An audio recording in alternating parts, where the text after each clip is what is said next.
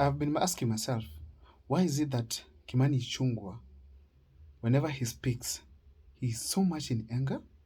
First of all, he looks to be very bitter, and he defends Ruto even in something that he should keep quiet. So in this scenario here today, actually in this video, I want to give you my opinion on why I feel strongly that not just Kimani Chungwa but many other MPs try to defend William Ruto even in things that are very clear to William Ruto himself that he has gone wrong. But before I take you through, if this is the first time you guys are watching my videos, thank you so much for those who are supporting me, but please make sure that you subscribe, like and comment, because that's the best support and engagement you can also give this channel. Now, I'll start with Kimani Chungwa and give one example from Western region. Of course, and then go to Central and some just few MPs, including those from Luo Nyanza. Now, let me start with Kimani Chungwa. Why could it be that he's the one who defends Ruto seriously, even in when there's a big mistake that even Ruto himself has admitted? Now, if you remember very well, when we had the Gen Zs and millennials starting in this country, having protests in the country, before they started serious protests, Kimani Chungwa said these people have not even read the constitution, they don't know what they're doing. There are people from KFC who have gone chicken, they have iPhone, they're just taking selfies, they're creating content in the streets. Only to admit that it was a serious movement later on. So Kimani Chungwa said that the government was okay, the finance bill 2024 was okay, and that these who were protesting didn't know what they were doing. That arrogance where so long as President William Ruto has not said change your mind, Kimani Chungwa was seriously sticking to the game. And now, not just that, even before the 2022 general elections, Kimani Chungwa stood by William Ruto seriously, to an extent that they ensured their brother Uhuru Kenyatta has been swept away from Mount Kenya. Kimani Chungwa has kept the consistency out of this time. Now, recently there was a funeral in Bungoma where the mother to Moses Wetangula was being buried. Kimani Chungwa stood on the podium and said some of these abductions have been done by Rigathi Gachagua, and that it is likely Rigathi Gachagua some of them have abducted themselves, and Rigathi Gachagua should produce them. Now, in that, he's trying to insinuate that the abductions are not there and are not done by government. Remember, William Ruto admitted that they have abductions, they do abduct people, but they are going to stop it. Raila Amolo Odinga has admitted the same. But now, Kimani Chungwa has changed the tune. Now is the person who is saying that there are no abductions in this country, all those people are abducting themselves. This was a strong stand Kimani Chungwa was taking against Kenyans, not just those who abducted, because this is completely unacceptable in this country. Now, I'll stop there for Kimani Chungwa. Then I'll give my reasons later on. Let's go to John Waluke. This is MP for Sirisia, I think. This gentleman stood on the podium and also reiterated the same thing and said that in Kenya, there are no abductions. Some of these people abducted themselves. Okay? The propaganda.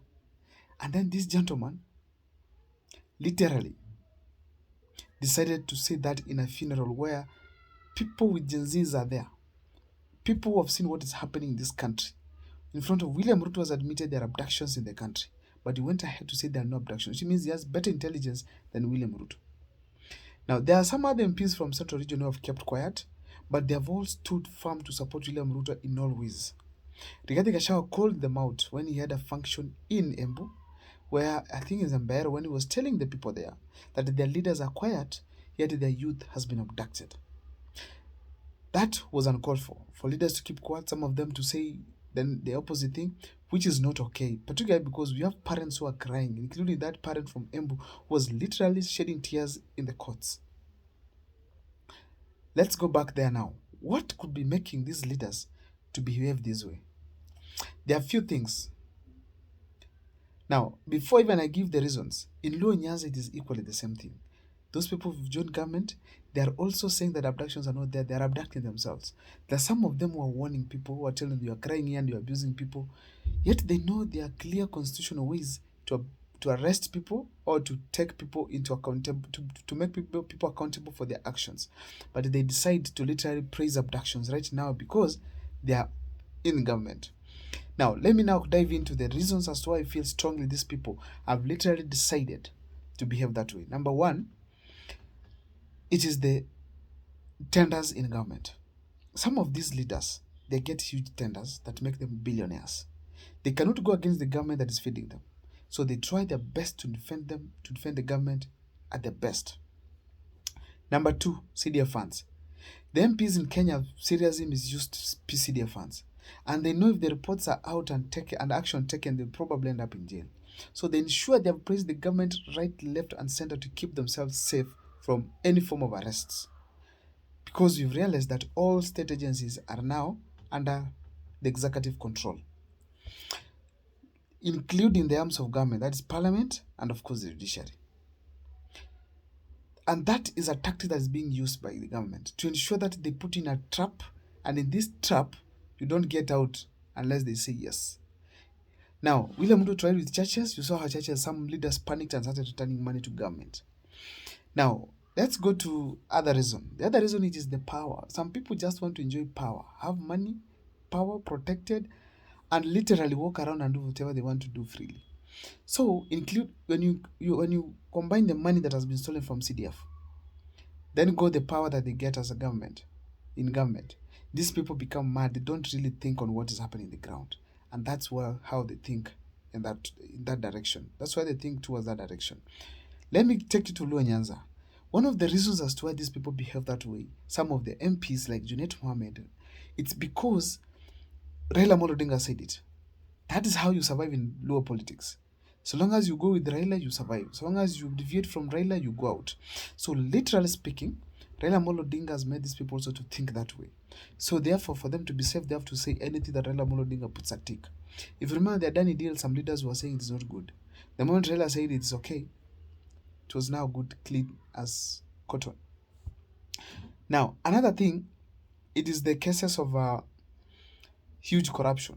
There are some of these leaders, like now Waluke. Waluke has a case that in court and he was charged and actually was being sentenced, but later on released after William Ruto, I think, took power or just before.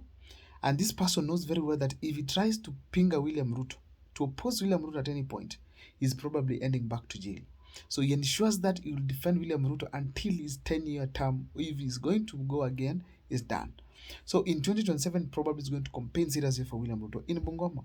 Luckily, in Bungoma, they are going to win because that place, it's always that way. They always vote against the wins. They follow Wetangula. So in real sense, there's nobody who is supporting William Ruto blindly without any negative thing behind him. So therefore, like Kimani Chungwa, the allegations that is very rich right now, over what, 5 billion plus. That is huge. Probably could have been engaged in huge scandals or huge tenders that he has not performed well. And if he decides to deviate from William Ruto, probably is going home. There are allegations that he was even stopped from going to parliament, State House, and it is true because nowadays we don't see them so frequent the way they used to go. That means very well that he still has to abide to the instructions despite even being denied some privileges. And he knows even the seat that is been given in the minority as a majority leader, he has to do what the government says, or else he was home. That's why he could comfortably go to parliament and push for the finance bill 2024 despite people dying in the streets of Nairobi.